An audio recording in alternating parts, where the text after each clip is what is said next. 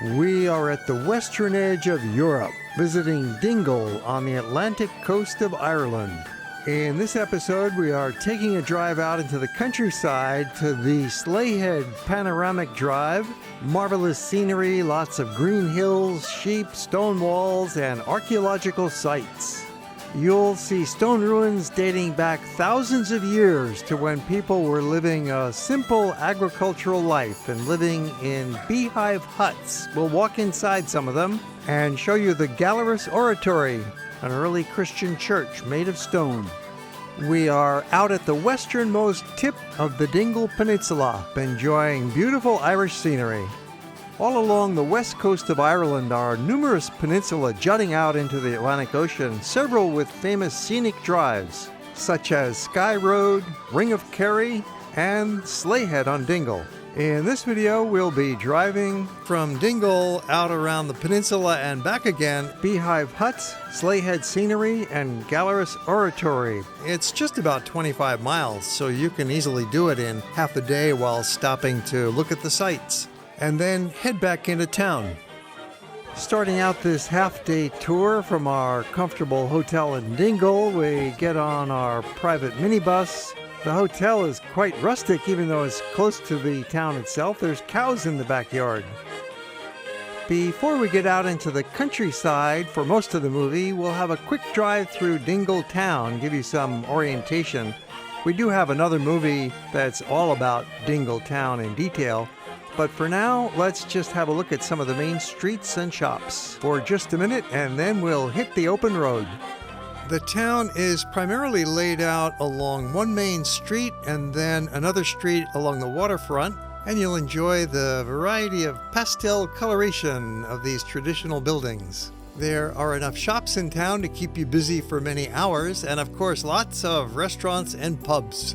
Dingle is out on this peninsula, a little bit hard to get to, and yet it's one of the nicest places in Ireland. It's a small town, and it's got the beautiful natural countryside, and there's historic sites, including prehistoric stone houses, the Beehive Huts, and a very early church, the Oratory. It's not on the tourist route as much as more famous places like Killarney and Galway and Dublin and Cork, giving it a peaceful charm. You can see more of Dingle Town in our other movie about it, but for now it's time to head out into the countryside and explore the peninsula, enjoying one of the most scenic drives in all of Ireland. When you get to the edge of this small town, the scenery quickly changes to a tranquil rural setting. Right away, you're out in the countryside. There are some big manor homes that are converted into bed and breakfasts along the way. You'll find a variety of accommodations out here just a few miles outside of Dingle town. And that would make a very nice, peaceful place to stay, or there are a number of good hotels right in Dingle town itself.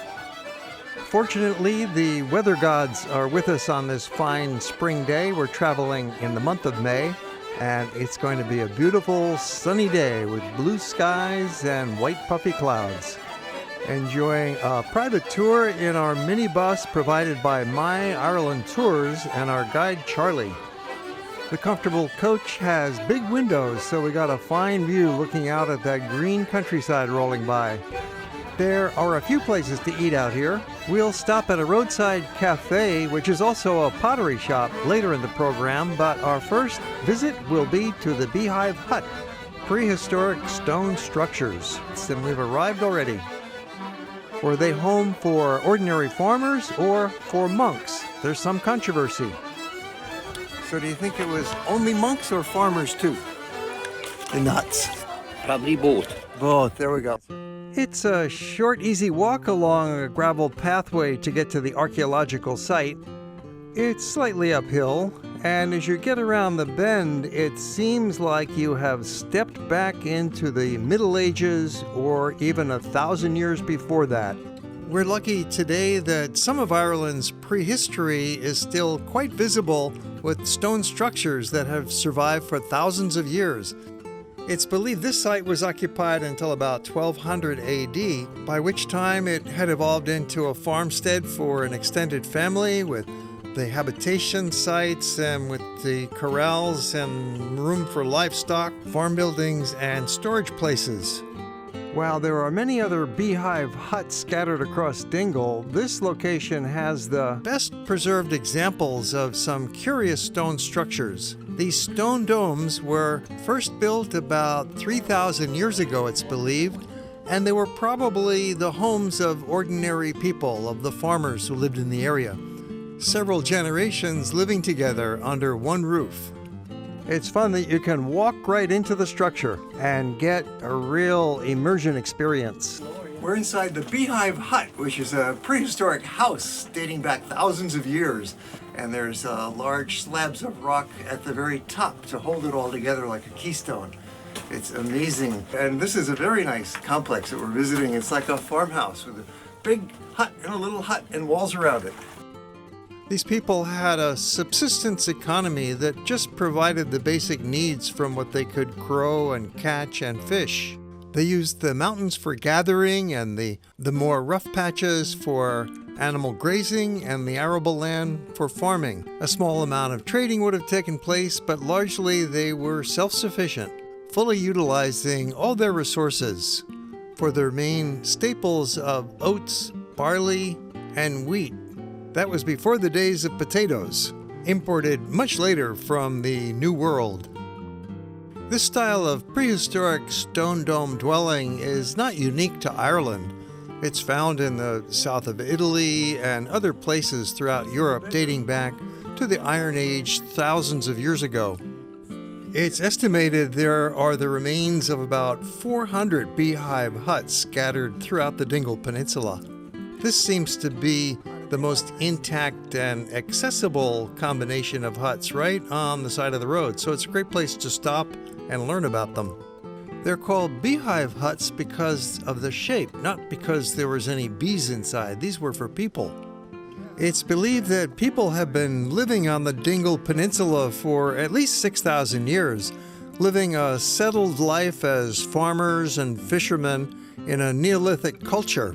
Archaeologists have counted nearly 5,000 stone structures and ruins and remains on the Dingle Peninsula. It is the highest density of Irish prehistoric structures in the entire country. Ireland drives on the left side of the road, so when you take this route clockwise as we're doing, you get the best view of all. It's a narrow, winding road right along the edge of the cliff, but you could drive it yourself. It's very well paved and protected by a stone wall, but it's nice to have Charlie driving for us. By this point of our drive along the Dingle Peninsula, we have pretty much reached the westernmost part. We're approaching Dunmore Head, which is the westernmost tip of Ireland, and therefore could be considered the westernmost portion of Europe. Well, that depends on how you define Europe. For example, if you include Iceland, and Iceland's the westernmost point. If you include the Azores Islands off of Portugal, they are further west. But if you just look at Europe as we generally think of it, including Ireland, the island of Ireland, we are now driving along the westernmost part of Europe. And you can see from the scattered settlements that we truly are at a remote and rugged place. We are so remote that nearly half the people speak Irish. We're in the Gaeltacht community.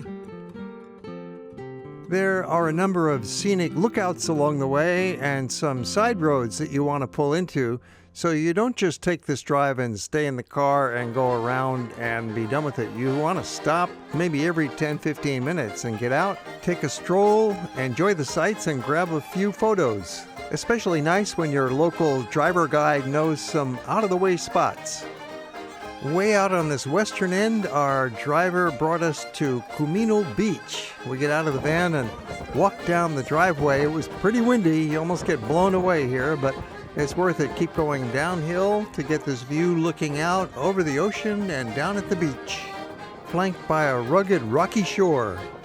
In the summer, a few brave souls might actually try and swim here, but of course for us in this wild day in May, we're just looking at the beach with our jackets on, safely up on the hill, just taking some pictures.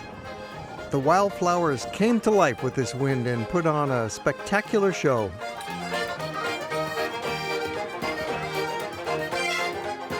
Somehow you might feel that you're at the end of the world out here in a very nice way. One could say unspoiled, a more natural setting than the hustle-bustle of many European locations. Dingle is, far and away, the title of one of many movies that were filmed on location here, including the last two Star Wars movies, Ryan's Daughter, Excalibur, The Field, parts of Harry Potter and The Quiet Man, and Marley and Me. There's no doubt it's a scenic location, and very much up to date with well-maintained roads that make it easy to drive. One of the most famous places to stop is at the Dunquin Harbor and Pier. There's a little parking area along the road, and then you walk down. It's rather steep walking down, but you can't drive it. And it's often quite windy out here on this peninsula that juts into the North Atlantic, but you'll find that this little walk is well worth it. You want to keep going down and around the bend so that you can see the view on both sides.